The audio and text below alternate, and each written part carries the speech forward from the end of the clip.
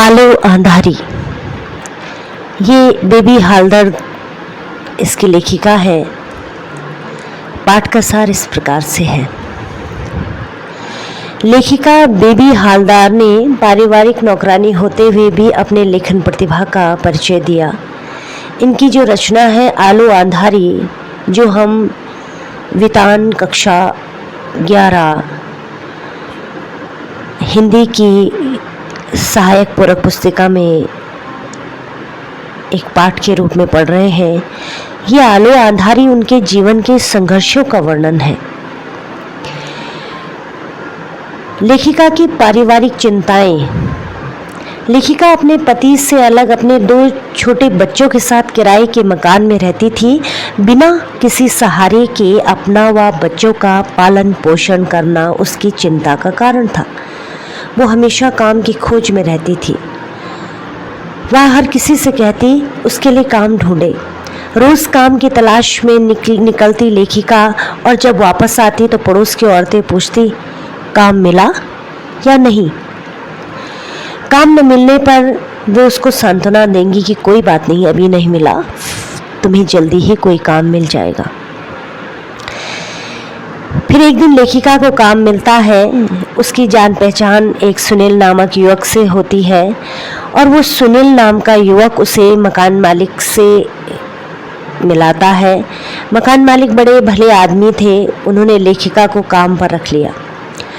लेखिका को 800 रुपये महीने पर रख लिया था। यहाँ लेखिका को घर की साफ सफाई करनी थी और उनके लिए खाना बनाना था। लेखिका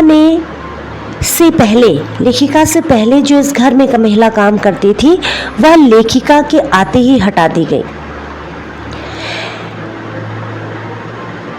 उसने लेखिका को बहुत बुरा भला कहा, क्योंकि उसकी वजह से उसे काम से हटा दिया गया था। लेखिका उस घर में रोज सवेरे आती थी और सवेरे से दोपहर तक काम खत्म करके फिर चली जाती थी। घर आकर अपने बच्चों को नहलाती, खाना बनाकर खिलाती, अपने बच्चों की परवरिश की चिंता में लगी रहती, और उसे ये भी चिंता होती थी कि इन 800 रुपये महीनों में उसका घर का खर्च नहीं चलेगा। पहले मकान का किराया अधिक होने के कारण लेखिका ने फिर दूसरा नया मकान ढूंढा। नए घर का किराया कम तो था, पर असुविधाएं बहुत अधिक थी। घर में बाथरूम नहीं होने के कारण शौच के लिए भी बाहर जाना पड़ता था। वातावरण नया था, माहौल नया था, और लोगों का व्यवहार भी ठीक नहीं था। फिर बच्चों के साथ एक अकेली महिला के बारे में लोग तरह तरह की बातें करती है। ये समाज की एक सामान्य सी समस्या है। लेखिका इस बात के लिए चिंतित होती थी कि उसके बच्चों का पालन पोषण कैसे होगा। वह चाहती थी कि किसी तरह उसे 1-2 जगह और काम मिल जाए, कुछ और पैसे आ जाए। वह अपने मकान मालिक से भी कहती कि उसके लिए काम ढूंढ दे। लेखिका के बच्चों की पढ़ाई, घर के किराए और लोगों की बातों की भी चिंता उसे रहती थी। तातुश और उसके परिवार का व्यवहार। मकान मालिक बहुत सज्जन थे। वे लेखिका का पूरा ध्यान रखते थे। एक दिन उन्होंने पूछा कि वह घर जाकर क्या क्या काम करती है। लेखिका ने बताया तो उनको आश्चर्य हुआ कि वह इतने सारे काम अकेले कैसे कर लेती है। उन्होंने लेखिका को कहा कि वो उसे तातुश कहकर पुकारे।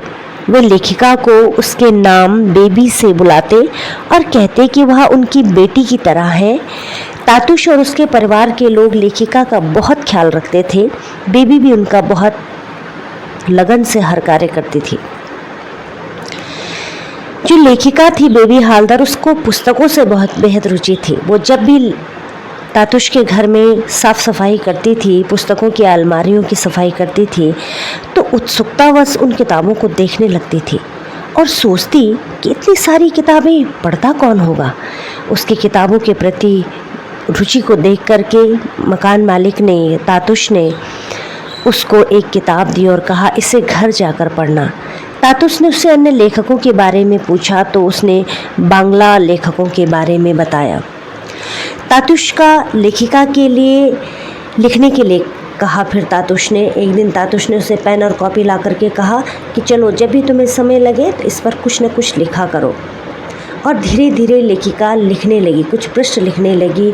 पढ़ने और लिखने का शौक़ लेखिका की आदत बन गई। इसमें उस काम में उसे आनंद भी आने लगा। एकाकी जीवन और नए घर की परेशानियों से और अकेले समाज में अक्सर लोग उससे छेड़खानी करने की कोशिश करते थे, बेमतलब की बातें करते थे। और फिर उस नए मकान में अनेकों असुविधाएं भी थी। बाथरूम न होने से भी परेशानी होती थी। मकान मालकिन बेवजह उसे टोकती थी। मकान मालिक का लड़का उसके साथ शरारत करने की कोशिश में रहता था। इन बातों को लेकर के लेखिका फिर एक नया घर ढूंढ रही थी। एक दिन लेखिका काम से लौटी तो उसका मकान टूटा हुआ था। उसका सारा सामान खुले में पड़ा हुआ था। यह देख करके लेखिका रोने लगी, उसके बच्चे रोने लगे और सोचने लगी अब क्या होगा, वह इतनी जल्दी दूसरा मकान कैसे ढूंढेगी। दूसरे घरों के लोग अपना सामान इकट्ठा कर नया घर तलाश करने चले गए, मगर बच्चों के साथ सारी रात खुले आसमान के नीचे लेखिका बैठी रही। उसे दुख इस बात का था कि उसके साथ कोई मर्द नहीं है। इससे भी ज़्यादा दुख उसे इस बात का था कि उसके दो भाई नज़दीक रहते थे, मगर उसका हाल पूछने के लिए कोई नहीं आया। लेखिका तातुश के घर, जिनके घर काम करती थी, जब उन्हें पता चला कि बेबी बेघर हो गई है तो उन्होंने उसे रहने के लिए अपने घर में एक कमरा दे दिया। तातुश के घर में लेखिका का जीवन चलने लगा। उसके दोनों बच्चों को भी ठीक से खाना मिलने लगा। तातुश उनका बहुत ख्याल रखते थे। जब भी कोई बीमार हो जाता तो वे उनकी दवा का प्रबंध भी करते थे। लेखिका उनके इस सद्व्यवहार को देखकर, अच्छे व्यवहार को देखकर दंग होती थी और सोचती थी ज़रूर उसने अच्छे कर्म किए होंगे, तभी उसे तातुश जैसा आदमी मिला है। लेखिका का बड़ा लड़का कहीं चला गया था। उसे हर समय यह चिंता रहती थी कि वह कहाँ होगा। ये सोचकर उसका मन उदास होता था और तातुश ने इस बात को समझ लिया। और तातुश ने एक दिन उसकी उदासी का कारण पूछा तो उसने बताया। तातुश के कारण वह अपने बड़े लड़के से मिल पाई। तातुश ने उसे वहाँ से निकाल कर अच्छी जगह काम दिलवा दिया। लेखिका सोचती थी तातुश जरूर पिछले जन्म में उसके पिता रहे होंगे, बाबा रहे होंगे, तभी भी उसका इतना ख्याल रखते हैं। तातुश लगातार लेखिका का हौसला बढ़ाते रहते थे कि उसे लिखना चाहिए। उन्होंने अपने कई मित्रों से उसके बारे में चर्चा की थी। लेखिका के लेखन के कुछ अंश भी उसने अपने लेखक दोस्तों के पास भेज दिया था। उन लोगों को लेखिका का लिखना पसंद आया। वे भी लेखिका का उत्साह बढ़ाते थे, उसे पत्र लिखते थे। तातुश के छोटे लड़के अर्जुन दा के 2 मित्र भी वहां आकर रहते थे, जिससे लेखिका का काम बढ़ गया। मगर वे लोग व्यवहार कितने अच्छे थे कि वह खुशी खुशी सारा काम कर लेती थी। आए दिन वे लोग उससे अपनों जैसा व्यवहार करते थे। वे बेबी के बच्चों का ख्याल रखते थे, उनकी पढ़ाई लिखाई के बारे में उन्हें अच्छी अच्छी बातें बताते थे। तातुश ने सोचा कि सारा दिन घर में काम करते करते बेबी थक जाती होगी, तो उन्होंने उससे कहा कि वह रोज़ाना शाम के समय पार्क में अपने बच्चों के साथ घूमने के लिए चली जाया करे। इससे बच्चों का मनोरंजन होगा, उसका दिल भी बहल जाएगा। इस प्रकार वह पार्क में जाने लग गई। पार्क में नए नए लोगों से उसकी मुलाकात होती। एक बंगाली लड़की से भी उसकी पहचान हुई, मगर कुछ दिन बाद वो लड़की चली गई। उस लड़की के जाने के बाद अपरिचित लोगों के दुर्व्यवहार के कारण लेखिका ने फिर से पार्क में जाना छोड़ दिया।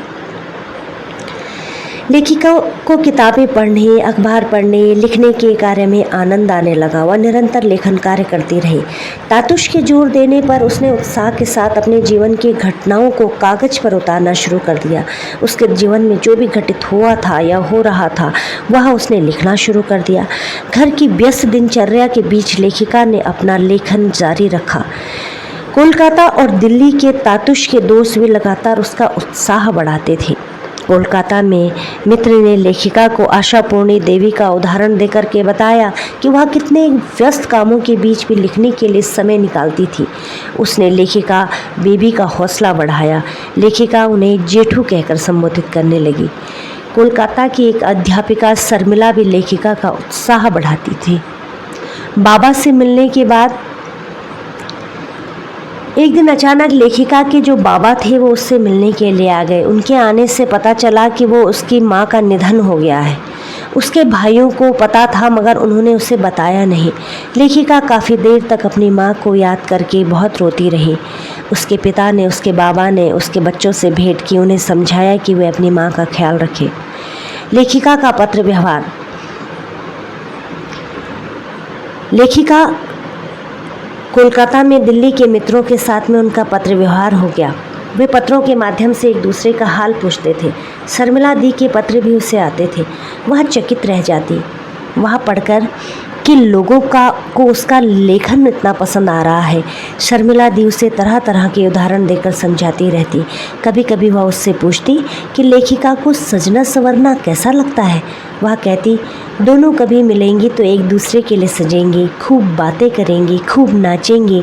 बेबी ऐसी बातें पढ़कर आनंद से भर जाती थी और सोचती थी अगर तातुस उससे न मिलते तो उसे यह जीवन कहाँ से मिलता।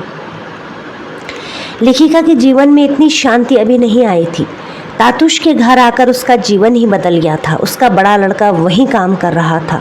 छोटा लड़का और लड़की विद्यालय पढ़ रहे थे। वह स्वयं तातुश की छत्रछाया में एक लेखिका बन गई थी। पहले लेखिका सोचती थी कि अपनों से बिछड़कर कैसे जिया जा सकता है, मगर अब उसने जीना सीख लिया था। तातुश के साथ वह इतनी घुल मिल गई थी, उन्हें हर समय परेशान करती थी कि इस शब्द का अर्थ बताओ, इस शब्द का अर्थ बताओ। लेखिका के आने से तातुश के जीवन में बहार आ गई थी। उन्हें बेबी और उसके बच्चे अच्छे लगते थे। कभी कभी तातुश उसकी जिज्ञासा से परेशान हो जाते तो कहते, जाओ बच्चों को तैयार करो, कुछ काम धाम करो। लेखिका की एक दिन ऐसा भी दिन आया कि जब लेखिका की रचना पत्रिका में छप गई। लेखिका को एक पत्रिका मिली, उसमें उसकी रचना छपी थी। शीर्षक था आलू आंधारी बेबी हालदर। लेखिका इतनी प्रसन्न हुई कि अपना सारा काम धाम छोड़कर सबको अपनी रचना दिखाती घूम रही थी। तातुश के प्रति उसके मन में कृतज्ञता भर आई। उसने तातुश के पैर छुए, उनका आशीर्वाद प्राप्त किया और बहुत प्रसन्न हुई कि उसके संघर्षपूर्ण जीवन में तातुश जैसे महान व्यक्ति के आने से वह ऊर्जान्वित होकर के इतनी बड़ी लेखिका बन पाई।